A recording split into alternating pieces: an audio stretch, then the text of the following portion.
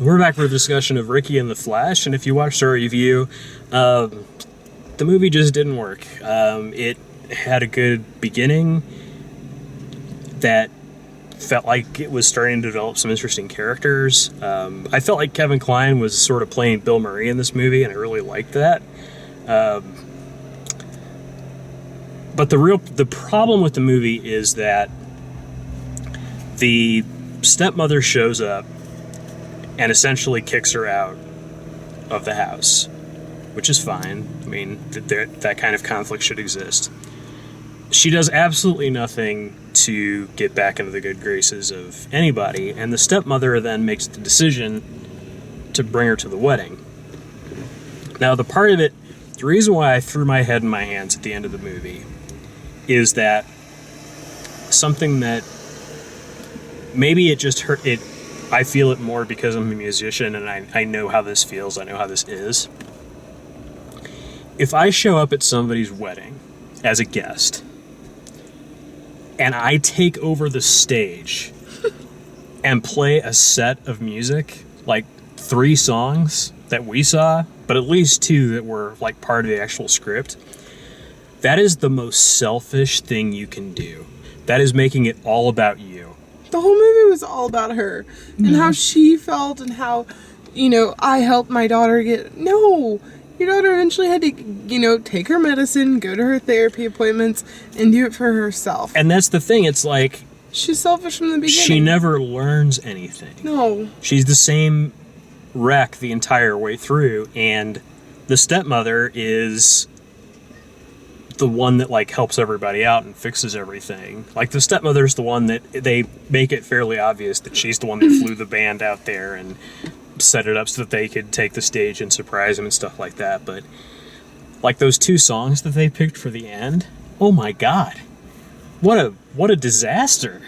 I would have been very upset, but... What a disaster. And, like, the groom's... Like, it's supposed to be funny. You're watching the groom's parents like, oh, what is this? What is this crap? Like, that they're doing. It's like, no, that's how literally. Everyone would react if that happened.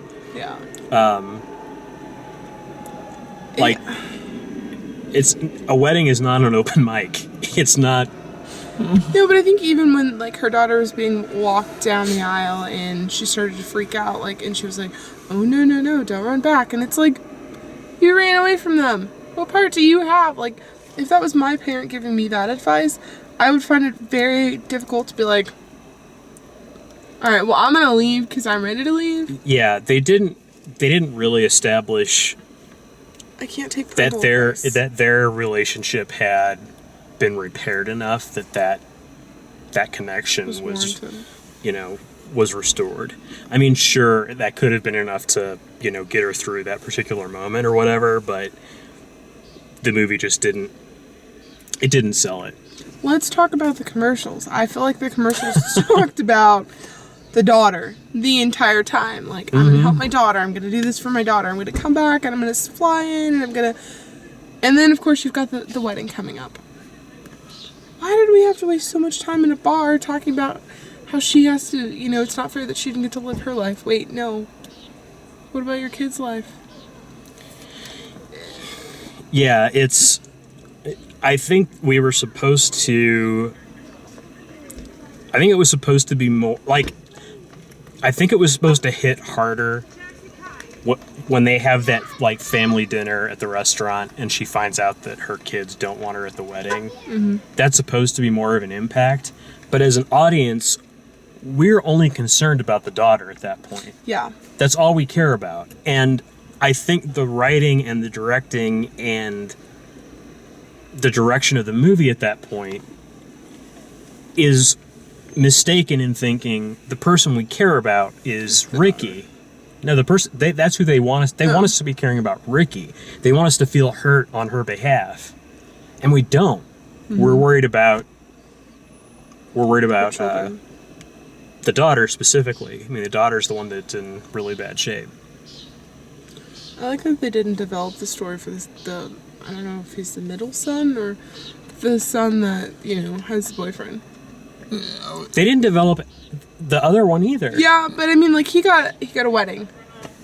No, but like his only character trait is that they're super, like, green. Yeah. Like, that's it. And that's the whole joke. What was horrible, in my opinion, probably the most egregious offense, was the scene where Maureen and Ricki talk.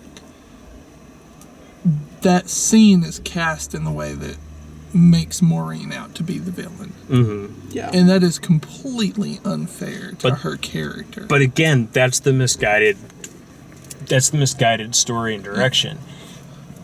The movie didn't do its job in making us side with One or the other. Ricky's character. And when we saw those two conflict, everything Ricki has said up until that point in the movie has been bullshit. So We believe her. we believe Maureen, we believe the stepmother over this character that we know is not a good mother and not, walked out on her family or whatever. They didn't even tell you how she walked out. They just said she got a record deal. What struck me as very strange direction for the movie is about halfway through, right after the talk with Maureen, the family, which is 98% of the story, just drops out of the movie. Again, And they don't come in until the very end at the wedding. Again, that's because we were watching the movie that they made as opposed to the movie they were trying to make. Yeah. And the movie they were trying to make was about Meryl Streep's character. Yeah. We didn't care about Meryl Streep's character. Therefore, the movie didn't make any sense. Yeah. Yeah. And she didn't even sacrifice anything to get to the wedding. Yeah. Like, Rick Springfield That did. was annoying. That was super annoying. Like, got it. You're broke. Got it. You don't make a lot of money. But do I have to hear every time you talk, like, I don't make any money. I don't have any money. I'm filing for bankruptcy. Yeah. I don't have any money. You've got a lot of stuff that you could sell. Nope.